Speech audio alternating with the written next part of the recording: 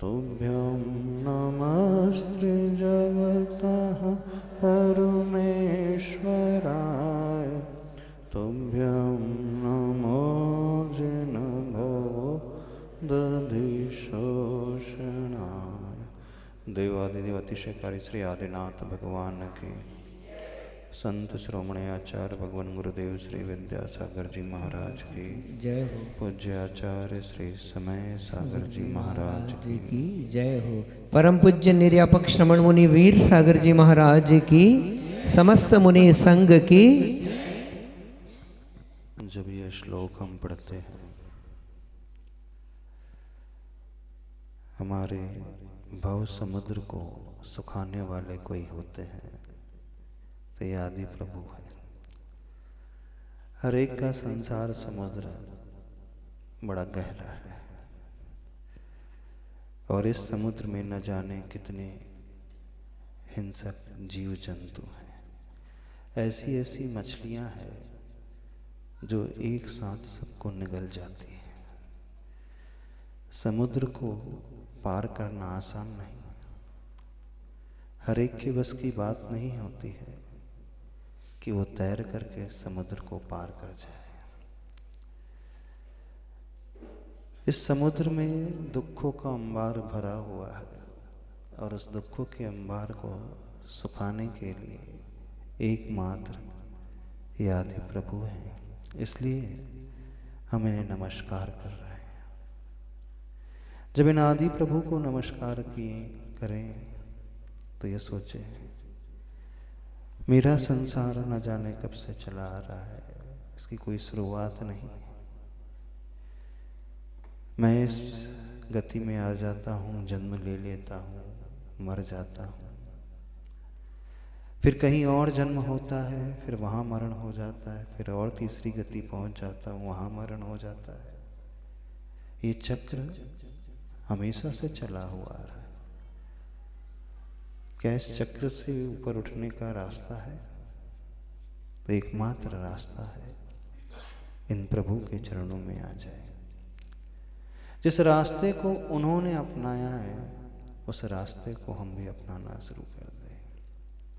जिस रास्ते पे वे चले हैं उस रास्ते को हम देखें, पहचानें और शक्ति के अनुसार वैसे ही कदम उठाने की कोशिश करें। एक श्रावक जब प्रभु चरणों में आता है, उन्हें नमस्कार करता है, एक विचार उसके मन में पैदा होना चाहिए कि मैं अपने संसार समुद्र को अवश्य सुखाऊंगा। उसमें जो कष्टों का अंबार भरा हुआ है अवश्य सीमित करूंगा, धीरे धीरे घटाऊंगा। और विश्वास मानना, सच्चे हृदय से यदि हम इनकी भक्ति करेंगे, सच्चे हृदय से इनके चरणों में झुक जाएंगे, क्रमशः कितने भी अधिक कष्ट क्यों ना हो, इस समुद्र में कितनी भी अधिक पीड़ा क्यों ना हो, हर कष्ट हर पीड़ा यहाँ आकर के शांत हो जाएगी। हर दुख यहाँ आकर के दूर हो जाएंगे। तो जब इन्हें नमस्कार करें, जब इन्हें देखें, जब इनकी भक्ति करें इस भाव से, हे प्रभु आपकी भक्ति के प्रताप से न जाने कितनों के दुख नष्ट हो गए हैं, समाप्त हो गए हैं। मैं भी कुछ ऐसा ही प्रयोजन लेकर के आपके पास आया हूँ, ऐसा ही कुछ करना चाहता हूँ। एक बार आंखें खोल करके इन आदि प्रभु को, आदिनाथ भगवान को ऐसे भाव से निहारो, ऐसे भाव से देखो। ठीक है, भगवान ने सब कुछ छोड़ दिया, उन्होंने जन्म लिया, लेकिन उस जन्म को अपना अंतिम जन्म बना दिया। लेकिन हर संसारी व्यक्ति का जन्म न जाने आगे आने वाले कितने जन्मों का बीजारोपण कर देता है। उन्होंने भी जन्म लिया, उन्होंने भी मनुष्य पर्याय पाई, और आप सब ने, हम सब ने भी मनुष्य पर्याय पाई। माँ के गर्भ से वे भी पैदा हुए, माँ के गर्भ से हम सब पैदा हुए। लेकिन उनका जीवन कैसा है और हमारा आपका जीवन कैसा है? जब इस दुनिया से विदा होगे इस दुनिया से ऊपर उठ करके कहीं जाओगे दूसरी गति में, क्या लगता है आपको? वर्तमान की गति से अच्छी गति हो जाएगी आपकी? वर्तमान में जो आपको मिला है इससे अच्छा भविष्य में मिल जाएगा? कैसा जीवन जिया? वर्तमान में जो भी कुछ किया है उसका अच्छा फल मिलेगा? क्योंकि मरना तो सबको है, कोई भी यहाँ अमर बन करके तो आया नहीं। बड़े से बड़े महापुरुष होते हैं, वे भी अमर बन करके नहीं आते। तीर्थंकर भगवान स्वयं, वे भी अमर बन करके नहीं आते। तो मरना सबको है एक दिन, लेकिन मरने के पहले थोड़ा सा ये विचार अपने भीतर लेकर के आए, जिस क्षण हम मरेंगे थोड़ा सा अपना अवलोकन कर लें, अपना लेखा जोखा देख लें कि हमने जिंदगी कैसी जी है, क्या किया है इस जीवन को पा करके, कितना अच्छा किया है और कितना बुरा किया है, कितना पाप कमाया है। क्योंकि पेपर लिखने वाले भी हम ही हैं और पेपर चेक करने वाले भी हम हैं। कोई और हमारा पेपर चेक करने नहीं बैठा यहाँ पे, कोई और हमें मार्क्स नहीं देगा, हमें ही देखना है और हमें ही अपने पेपर में मार्क्स देना है।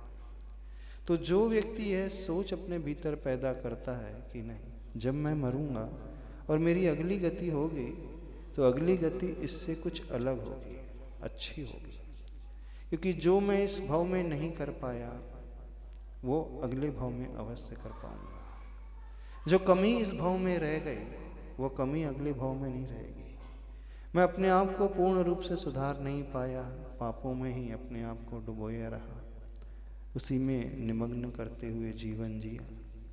तो इन प्रभु को देखना और अपने भाव समुद्र को देखना, अपने जीवन को देखना, उनका भी जन्म कल्याणक है और आपका क्या है? कई लोग क्या कहें, अधिकांश लोग हमेशा एक पश्चाताप लेकर के ही जीते और पश्चाताप लेकर के ही मरते हैं कि हमने बहुत बड़ी गलतियां इस संसार में आकर के कर दी, ढेर सारे पाप हमने इस संसार में आकर के कर दी और न जाने किन किन के साथ इस प्रकार का व्यवहार, दुर्व्यवहार किया, न जाने कितनों को दुखी बनाया, अपने स्वार्थ के लिए न जाने कितनों को कष्ट पहुंचाया। कभी थोड़ा सा अपना भी लेखा जोखा देख लिया करो, क्योंकि जब हम प्रभु के पास आते हैं, उनके कल्याणक को मनाते हैं अथवा उनकी भक्ति करते हैं, तो उसका एकमात्र उद्देश्य यही होता है ना। क्या? एक बच्चा कल दर्शन करने आया और जब वो नमोस्तु कर रहा था तो उसके पिता ने उसे सिखाया था, हाँ बोलो, वंदे तद्गुण लब्धे नमोस्तु महाराज। बड़ी अच्छी बात सिखाई इसके पिता ने उसे।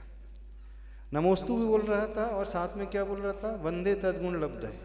हमें बड़ा अच्छा लगा कि पिता ने सिखाया है कुछ। अर्थात जब हम प्रभु की भक्ति करते हैं तो क्यों करते हैं? वंदे, नमस्कार कर रहे हैं, क्यों? उन गुणों को उपलब्ध करने के लिए, उन गुणों को पाने के लिए। ये है ना, उनके जन्म कल्याणक को मना रहे हैं, उनके दीक्षा तप कल्याणक को मना रहे हैं। शोभा यात्रा निकालोगे, जुलूस निकालोगे, संध्या काल में बड़े अच्छे से भक्ति भावों से भर कर के दीपों से आरती कर लोगे, भक्तामर स्तोत्र का पाठ कर लोगे, रिद्धि मंत्रों के माध्यम से दीप प्रज्वलित करके आदिनाथ भगवान की भक्ति कर लेंगे। लेकिन वो भक्ति क्रिया रूप रख हो करके न रह जाए,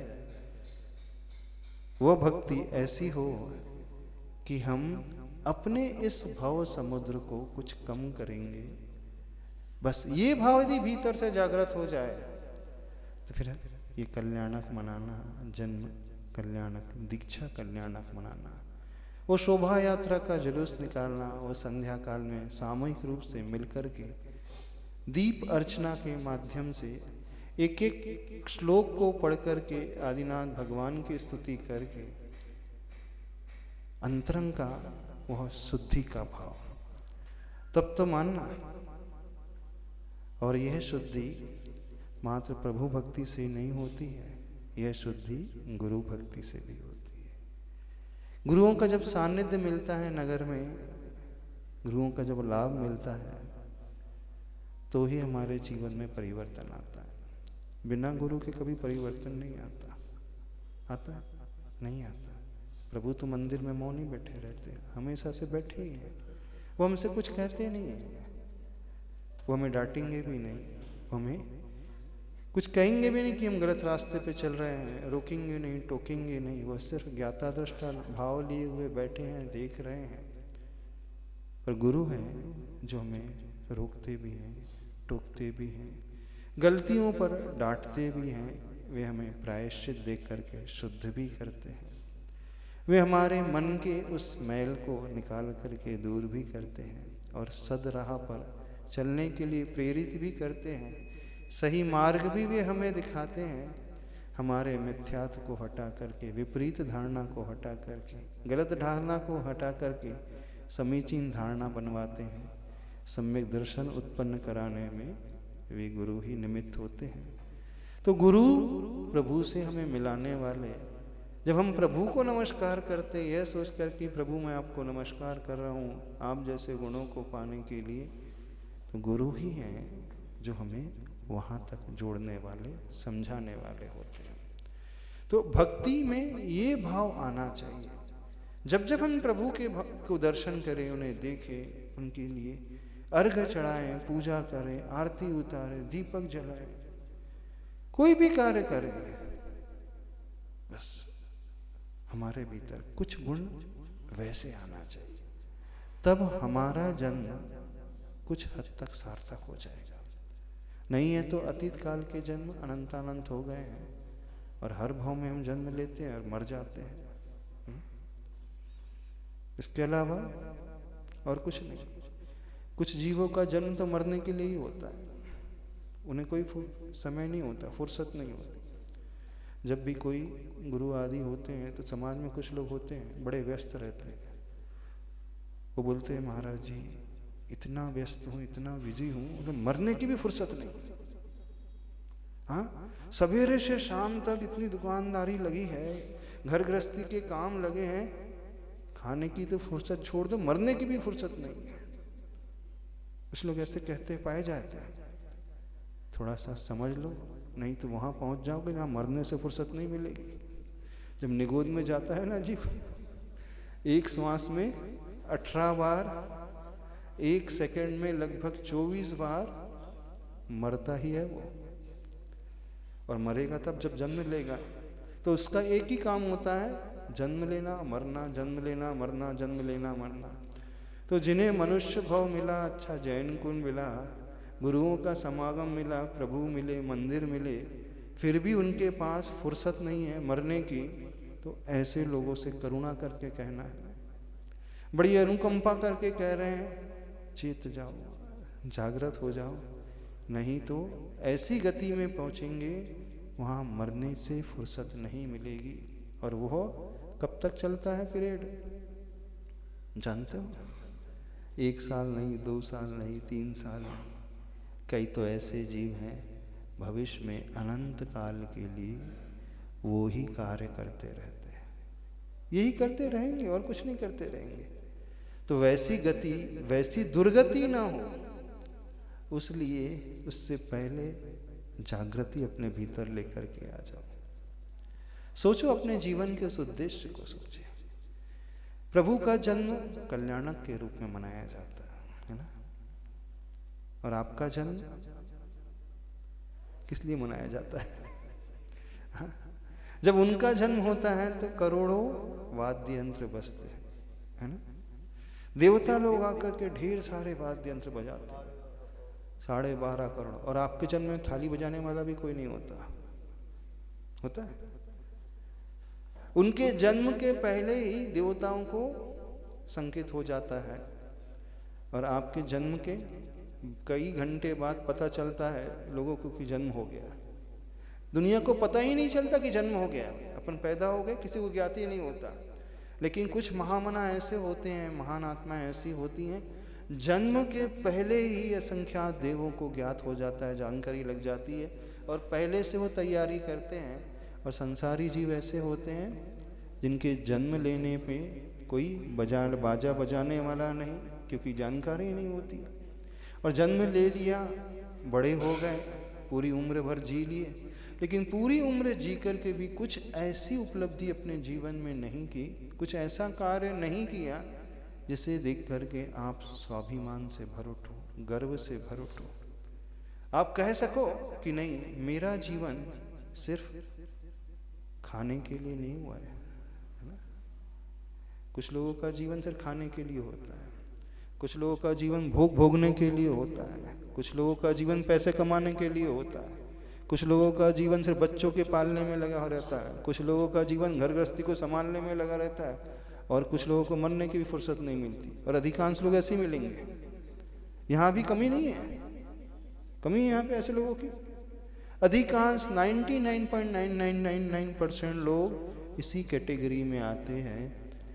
वे लोग थोड़े अलग होते हैं जो इनसे हट कर के कुछ कार्य करने वाले होते हैं, जो भोग की सामग्री से हट कर के, आहार संज्ञा से ऊपर हट कर के, भय मैथुन संज्ञा से ऊपर उठ कर के आत्म कल्याण के लिए कुछ विचार लेकर के आते हैं, वे बड़े दुर्लभ होते हैं। वे ही जीव होते हैं जो आप भविष्य में जाकर के तीर्थंकर बनते हैं। वे ही जीव होते हैं जिनके जन्म कल्याणक का उत्सव असंख्यात करोड़ों देवता मिलकर के मनाते हैं। तो सभी लोगों से कहना है, जन्म लेने के पश्चात किसी के 70 निकल गए, किसी के 60 निकल गए, किसी के 2-4 वर्ष बाकी हैं, और ये भी नहीं कह सकते गारंटी से 2-4 बाकी हैं कि नहीं, कुछ महीने भी हो सकते हैं, कुछ दिन भी हो सकते हैं। तो जन्म लेने के बाद मरो, उससे पहले थोड़ा सा अपना बही खाता चेक कर लेना, हिसाब लगा करके देख लेना, यह जन्म हमने पाया अनुकूलताओं में पाया। बहुत सारे ऐसे भी श्रावक हुए जो प्रतिकूलताओं में जन्मे, उस समय जन्मे जहाँ कोई आज़ादी नहीं थी, जहाँ मुगलों का शासन था, जहाँ वो धर्म नहीं कर सकते थे, सत्कार्य नहीं कर सकते थे, जिन्हें गुरु नहीं मिलते थे, क्योंकि इतनी पराश्रितता थी, इतनी परतंत्रता थी, कुछ नहीं कर सकते थे। लेकिन आप सभी लोग इतने पुण्यशाली हो कि ऐसे युग में, ऐसे काल में जन्म लिया जहाँ सारी अनुकूलता, आपको कोई रोकने टोकने वाला नहीं है, कोई रोकने टोकने वाला नहीं। आपके पास इतनी सुविधाएं हो गई हैं, इतना पैसा आ गया, इतनी अनुकूलताएं बन चुकी हैं कि आप अपनी सारी आवश्यक क्रियाओं को करके भी, परिवार की जिम्मेदारी निभा करके भी बड़े अच्छे से आत्म कल्याण के लिए सोच सकते हैं। पर सोचने वाले कितने हैं यहाँ पर, बताइए, है कोई सोचने वाले? जो सोचने वाला होता है वो प्रभु के पास आता है, वो प्रभु की भक्ति करता है, वो गुरुओं के पास आता है, गुरुओं की उन वाणी को सुनता है, और सुनने के पश्चात थोड़ा सा आत्म मंथन करता है, गुनता है, वो अपने जन्म के बारे में सोचता है, हिसाब किताब लगाता है कि अधिकांश 90%, 95% पीरियड हमारी ज़िंदगी का ऐसे ही बीत गया, उसमें हमने कुछ भी ऐसा नहीं किया जिसे हम उपलब्धि के रूप में गिना सकें। कुछ किया आपने अपने जीवन में जिसे आप कह सको कि ये उपलब्धि है हमारे जीवन की? कुछ ऐसे अच्छे कार्य, कौन से अच्छे कार्य? अपने लिए, अपने परिवार के लिए तो हर कोई जी जाता है, उसमें कोई बड़ी बात नहीं होती। पशु भी जी लेता है, पशु भी बच्चे पैदा करके उन्हें खिला पिला करके बड़ा कर देता है, अपने पैरों पे खड़ा कर देता है। आपने भी अपना परिवार बसाया, गृहस्थी बसाई, बच्चे पैदा किए, उन्हें पढ़ाया लिखाया, इस योग्य बना दिया, उनकी सारी जरूरतों को पूर्ण कर दिया। लेकिन आप ऐसे कुल में जन्मे हो, आप मानव हो, जहाँ आपको प्रभु मिले हैं, जहाँ आपको गुरुओं का समागम मिला है, जहाँ आपको रास्ता दिखाने वाले जीव मिले हैं। और ऐसा होते हुए भी यदि ये मनुष्य न सुधरे, कुछ अपने जीवन को ना सुधारे, कुछ अच्छे कार्य का संकल्प ना ले, कुछ धर्म अपने भीतर ना उतारे, तो उसका जन्म लेना सिर्फ मरने के लिए होता है। उसका जन्म लेना एक व्यर्थता को लिए होता है, उसमें कुछ भी ऐसी उपलब्धि नहीं है। तो सभी लोगों से हम कहना चाह रहे हैं, सोचो थोड़ा सा, 60-70 साल आपकी जिंदगी के निकल चुके हैं और बची कुची जिंदगी बहुत थोड़ी है, बहुत कम है। अब इतनी बची कुछ जिंदगी में हम क्या करना चाहते हैं? भले ही अतीत में ऐसा ही समय निकाल दिया, कोई बात नहीं। हो सकता है आप कह सकते हो कि हमें किसी गुरु का समागम न मिला हो, कोई हमें समझाने वाला नहीं आया हो सकता आप कह सकते हो। लेकिन जब जागे तब सवेरा। यदि आज ही जागृति हो जाए तो आज ही अपने जीवन में एक परिवर्तन की लहर आना चाहिए। एक संकल्प होना चाहिए कि नहीं, अभी तक का हमारा जीवन सिर्फ स्वार्थ भरा था, अपने लिए था, परिवार के लिए था, बच्चों के लिए था। लेकिन इनसे हट करके मैं अब परमार्थ के लिए भी कुछ करूं, अब मैं दूसरों के भले के लिए भी कुछ कर सकूं, किसी के जीवन के दुख को मैं दूर कर सकूं, किसी के जीवन में मैं सहायक बन सकूं, मैं उस प्रभु की भक्ति को अच्छे से कर सकूं, गुरु की भक्ति को अच्छे से कर सकूं। जब हम अपने से आगे बढ़कर के कुछ ये सोचना शुरू करते हैं, वो ही हमारे जीवन में उपलब्धि होती है। और याद रखें, वो ही हमारे साथ में जाता है अच्छाई को लिए हुए। बाकी सबके साथ सब कुछ जाता है, लेकिन जो भी जाता है वो बुराई को लिए हो जाता है, जो भी जाता है पाप को लिए हुए जाता है। और जो पाप लेकर के जाएगा, बुराई लेकर के जाएगा, उसका फल सिर्फ पतन के अलावा कुछ नहीं। वहाँ भव समुद्र जो है सूखेगा नहीं, भव समुद्र और बढ़ता चला जाएगा।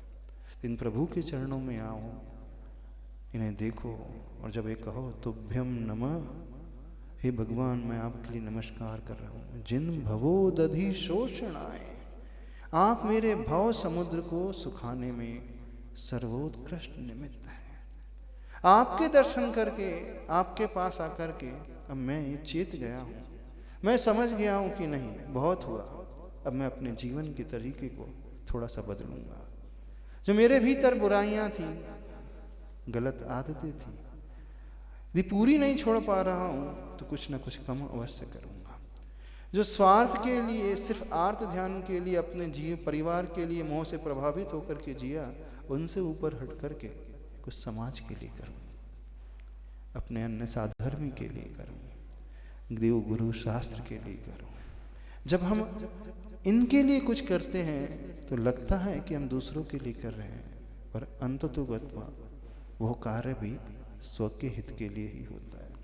जब हम किसी की भलाई के लिए हाथ बढ़ाते हैं तो हम उसे नहीं उठाते, अपने आप को ही अपलिफ्ट कर लेते हैं, अपने आप को ही ऊपर कर लेते हैं। जो आदिनाथ भगवान तीर्थंकर बने, वो ऐसे ही तीर्थंकर नहीं बने। उन्होंने सिर्फ एक भावना भाई थी, संसार के समस्त प्राणियों का कल्याण कैसे हो, समस्त प्राणियों के दुख को मैं कैसे दूर कर सकूं। सत्य है कि हम सबके दुख को दूर नहीं कर पाएंगे, लेकिन कम से कम ये भाव तो अपने भीतर लेकर के आए। हम सारी दुनिया के दुखों को नष्ट नहीं कर पाएंगे, लेकिन अपने इर्द गिर्द रहने वाले, आसपास रहने वाले साधर्मी आदि हैं, आसपास रहने वाले कुछ लोग हैं, उनके लिए तो कुछ कर सके।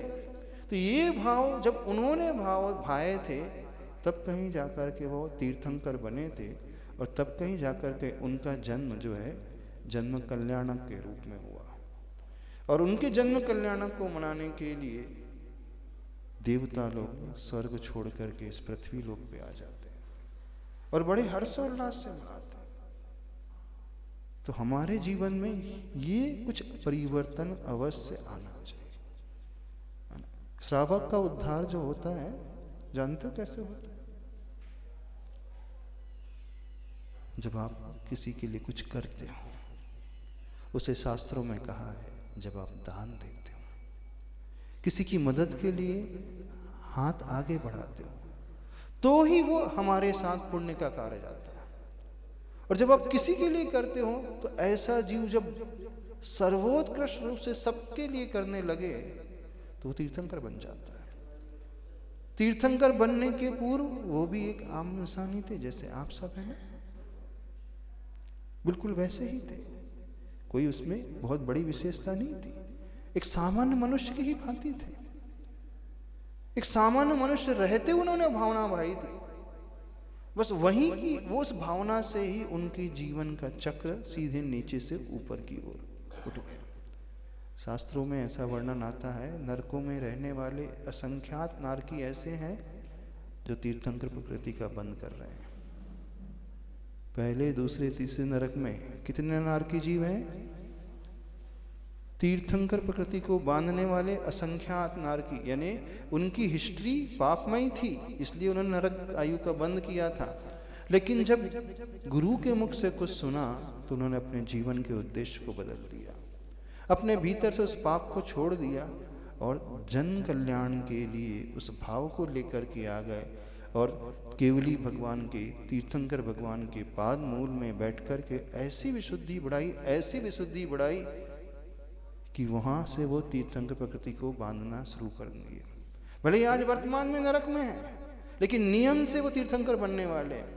तो अतीत सबका बिल्कुल ऐसा ही होता है, हर एक का अतीत ऐसे ही लाल पीली काली स्याही से लिखा हुआ होता है, कोई भी दूध का धुला नहीं है। तो एक नारकी भी जब इतना बड़ा कार्य कर सकता है, अभी तो आप मनुष्य हो ना, विचार आता है कि नहीं? तो बची हुई जिंदगी में कुछ अच्छे कार्य का करने का संकल्प ले लो, अपने जीवन को कुछ अच्छे तरीके से परिवर्तन की दिशा में लाना शुरू कर दो। जो बीत गया चला गया, ठीक है, चला गया, अब उसे तो हम नहीं लौटा सकते, लेकिन अभी वर्तमान हमारे हाथ में है। अभी बची हुई जिंदगी को हम अच्छे से संभाल सकते हैं, थोड़े से पाप को हम कम कर सकते हैं। कर दोगे कम? नहीं करोगे?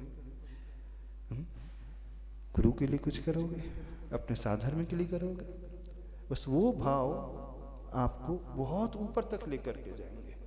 और यही भाव जो होते हैं, जब हमारे भीतर पैदा होते हैं, तो वो हमारे भाव समुद्र को शोषण करने वाले सिद्ध हो जाते हैं।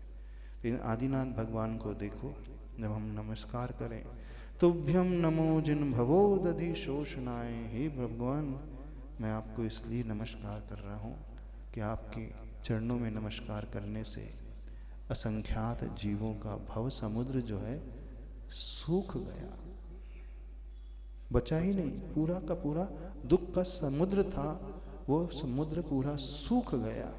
बस उन्होंने अपने जीवन में उन प्रभु के रास्ते को यथाशक्ति अपनाया।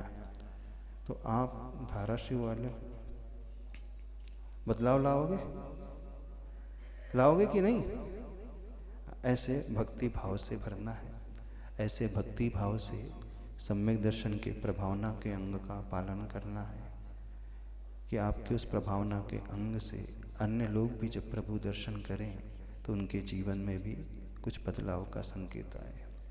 भक्ति भाव से दीपों से प्रभु की अर्चना करना है।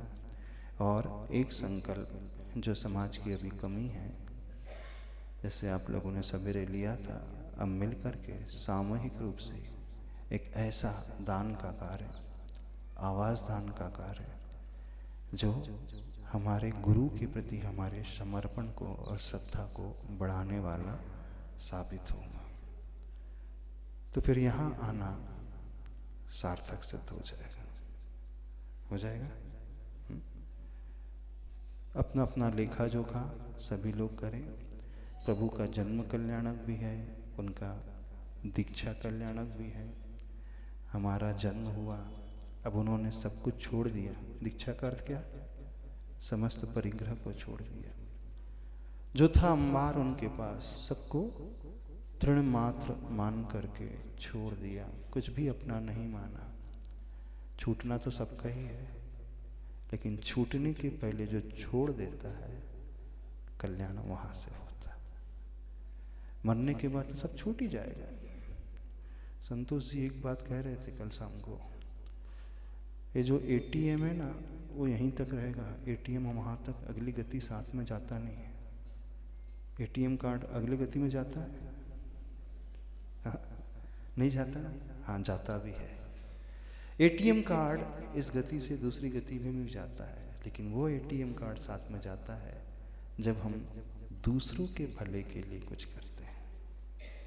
तो उस एटीएम कार्ड को अपने साथ ले जाने का संकल्प, छूटने से पहले छोड़ने का संकल्प। छूटता है तो बड़ा दर्द होता है ना? छोड़ा जाता है तो वहाँ आनंद होता है। दादा गुरु आचार्य पर ज्ञान सागर महाराज जी को उदाहरण देते थे, सवेरे सवेरे जब दस्त लगते हैं तो छूटता है, दस्त लगते हैं तो डिहाइड्रेशन हो जाता है, दस्त लगते हैं तो बॉडी में पानी की कमी हो जाती है, फिर उसे हॉस्पिटल में एडमिट किया जाता है ना।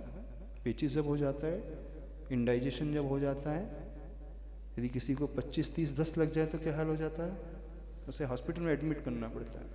दस्त लग रहा है मतलब छूट रहा है, और जब वो स्वयं फ्रेश होता है, सवेरे त्यागता है, छोड़ता है तो अच्छा लगता है। मल त्यागने के बाद अच्छी फीलिंग आती है, और दस्त में भी मल छूटता है, लेकिन वो परवश होकर के छूटता है। वहां व्यक्ति बीमार हो जाता है, जब स्वेच्छा से मल त्यागता है तो वहां स्वस्थ हो जाता है। समझ में आ रहा है? तो आप लोग छोड़ोगे कि छूटेगा? छोड़ने पे आनंद है, छूटने में बीमारी है, छूटने में परवश है, छूटने में दस्त है, डिहाइड्रेशन है, वहाँ हॉस्पिटल में बेड में लेटना पड़ेगा। और छोड़ने में व्यक्ति स्वेच्छा से उस मल का त्यागता है, और वहाँ स्वस्थता की निशानी है। तो आप लोग छोड़ोगे कि छूटेगा? छोड़ेंगे? छूटना तो निश्चित है, छोड़ोगे नहीं तो भी छूट जाएगा। छूटे उससे पहले जागृति पूर्वक त्याग का भाव, छोड़ने का भाव।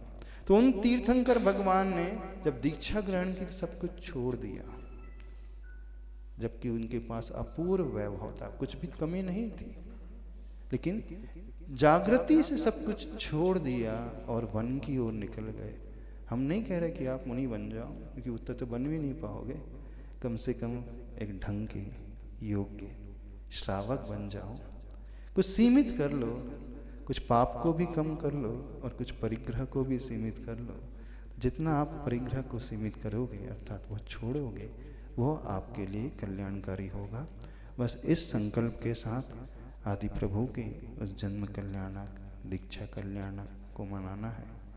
उनका कल्याणक हमारे कल्याण में निमित्त बन जाए, बस इसी भावना के साथ। बोले आदिनाथ भगवान की। तो शाम को अभी यहाँ पे